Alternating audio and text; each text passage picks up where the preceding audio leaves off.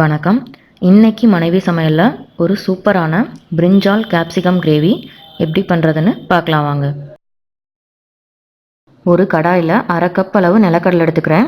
இது நல்லா கிறிஸ்பி ஆகிற வரைக்கும் மீடியம் ஃப்ளேமில் வச்சு நல்லா வறுத்து விட்டுக்கோங்க.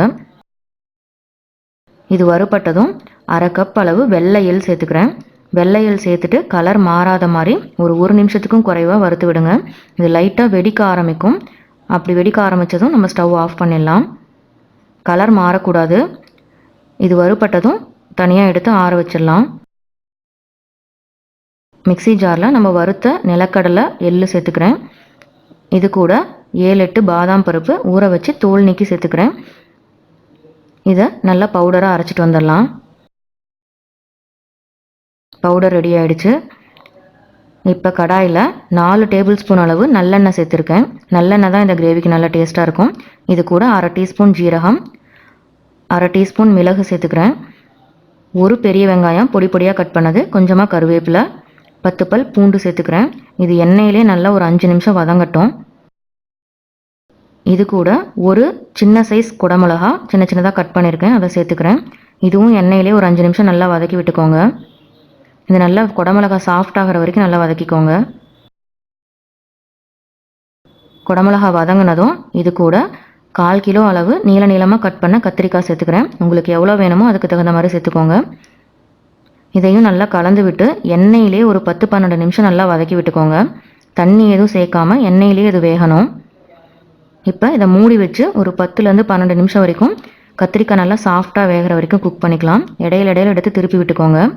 பாருங்கள், 10 நிமிஷத்துக்கு அப்புறம் நல்லா கத்திரிக்காய் இந்தளவுக்கு சாஃப்டாக வெந்துடுச்சு.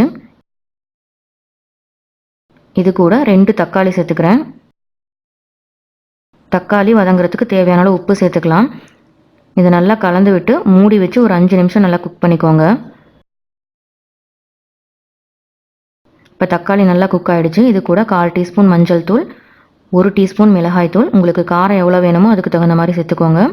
1 டீஸ்பூன் காஷ்மீரி மிளகாய் தூள் சேர்த்துக்கிறேன். இது பச்சை வாசனை போகிற வரைக்கும் நல்லா வதக்கி விட்டுக்கோங்க. இது நல்லா வதங்கினதும் நம்ம அரைச்சி வச்சுருக்க நிலக்கடலை பவுடரை சேர்த்துக்கலாம். இந்த நிலக்கடலை பவுடர் தான் இதுக்கு டிஃப்ரெண்ட்டான ஒரு டேஸ்ட்டாக இருக்கும். இது நல்லா கலந்து விட்டுக்கிறேன். இது கூட உங்களுக்கு கிரேவி எந்த அளவுக்கு வேணுமோ அதுக்கு தகுந்த மாதிரி தண்ணி சேர்த்துக்கோங்க. நிலக்கடலை பவுடர், பாதாம் இதெல்லாம் சேர்த்துருக்கிறதுனால உடனே அடிப்பிடிச்சிடும். அதனால் தண்ணி பார்த்து சேர்ந்து நல்லா கிளறி விட்டுக்கோங்க, அடிப்பிடிக்காத மாதிரி. இது ஒரு 2-3 நிமிஷம் கொதிச்சா போதும். ஏன்னா ஏற்கனவே நம்ம இதை வறுத்து தான் அரைச்சிருக்கோம். இப்போ கிரேவிக்கு தேவையான அளவு உப்பு சேர்த்துக்கோங்க.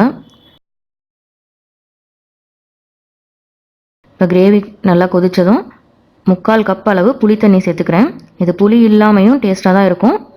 நீங்கள் சேர்த்திங்கன்னா இன்னும் ரொம்ப நல்லாயிருக்கும். இதை நல்லா கலந்து விட்டு ஒரு 3-4 நிமிஷம் கொதிக்க விட்டுக்கலாம்.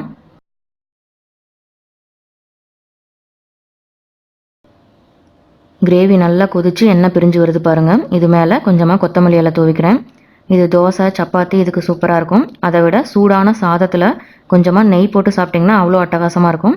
கண்டிப்பாக செஞ்சு பார்த்துட்டு எப்படி இருக்குன்னு கமெண்ட்ஸில் சொல்லுங்கள். தேங்க்யூ.